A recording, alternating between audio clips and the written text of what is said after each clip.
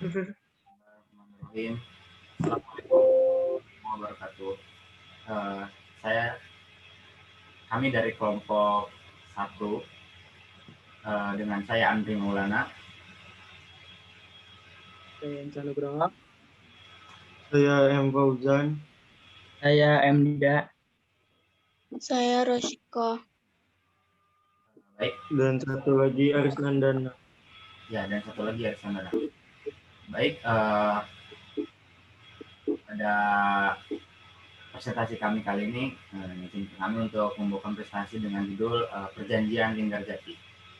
Kepada yang bertugas, dipersilakan.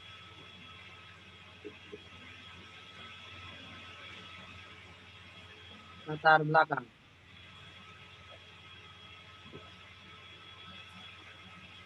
Dilansir dari buku History of Modern Indonesia since 1300 2008 karya MC Rick Welf, perundingan Linggarjati terjadi karena Jepang menetapkan status quo di Indonesia, menyebabkan terjadinya konflik antara Indonesia dengan Belanda, yang salah satunya ditandai peristiwa 10 November di Surabaya.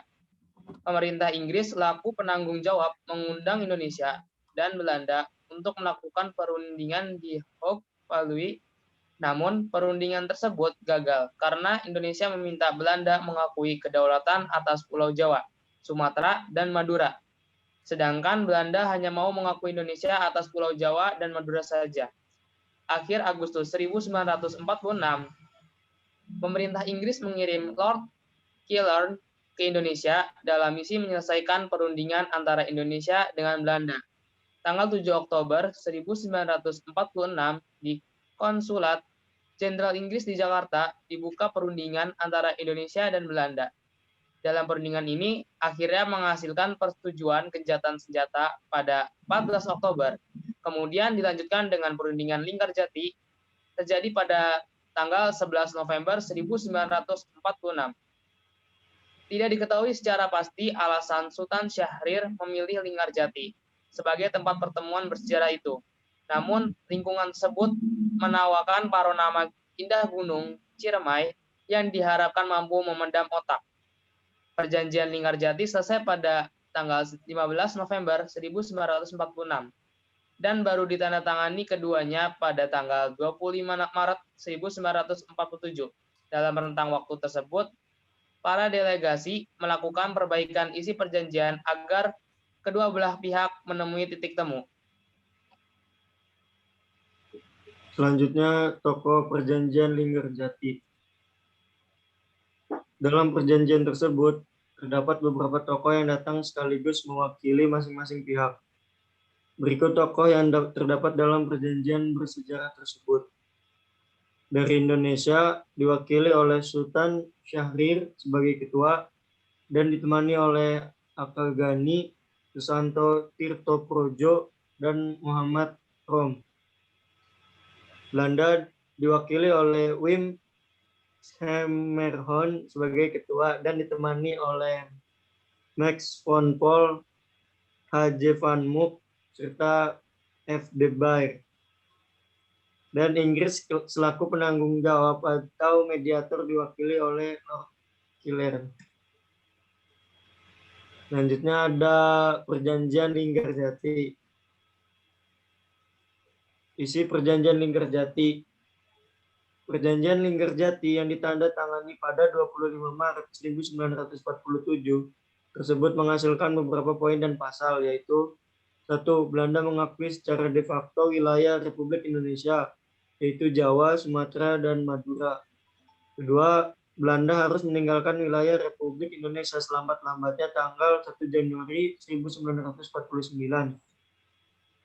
Yang ketiga, Belanda dan Indonesia sepakat membentuk negara Republik Indonesia Serikat. Yang keempat, RIS harus bergabung dengan negara-negara persemakmuran di bawah kerajaan Belanda. Dampak perjanjian Linggarjati. Dampak perjanjian Linggarjati, adanya perjanjian Linggarjati memberikan dampak positif maupun negatif bagi Indonesia. Berikut beberapa dampaknya. Dampak positif, beberapa dampak positifnya yaitu: 1.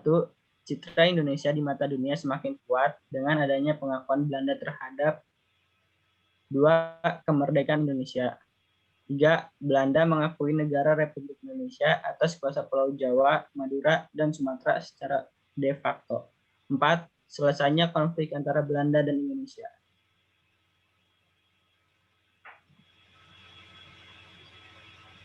Selanjutnya ada dampak negatifnya.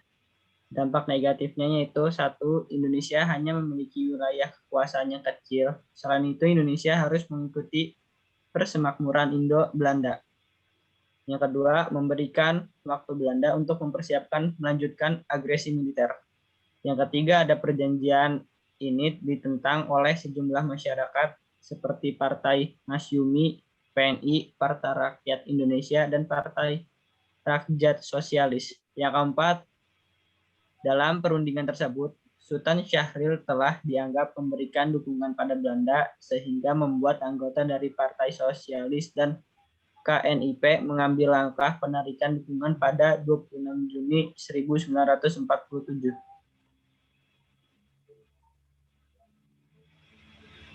Selanjutnya ada dampak Perjanjian Linggarjati. Meski sudah ditandatangani 4 bulan setelah itu, tepatnya 20 Juli 1947, Belanda menyatakan tidak terikat lagi dengan Perjanjian Linggarjati. Tanggal 21 Juli 1947, terjadi agresi militer Belanda. 1. Yaitu serangan dari Belanda ke wilayah Indonesia. Akibatnya konflik antara dua negara kembali memanas. Pada akhirnya konflik ini kemudian kembali diselesaikan lewat jalur perundingan Perjanjian Renville. Namun banyak hasil Perjanjian Renville yang merugikan pihak Indonesia.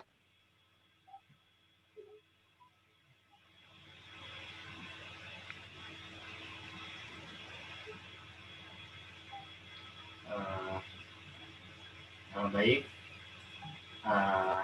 jadi telah kita saksikan secara bersama itulah materi sejarah Indonesia tentang perjanjian Renville ya, dari latar belakang sampai dampak yang terjadi. Oleh karena itu saya beserta teman-teman kelompok saya meminta maaf bila ada kesalahan dalam presentasi pada kali ini.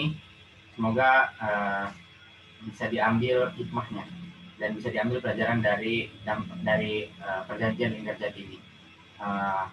Karena itu kami mohon undur diri. Wassalamualaikum warahmatullahi wabarakatuh. Waalaikumsalam warahmatullahi wabarakatuh.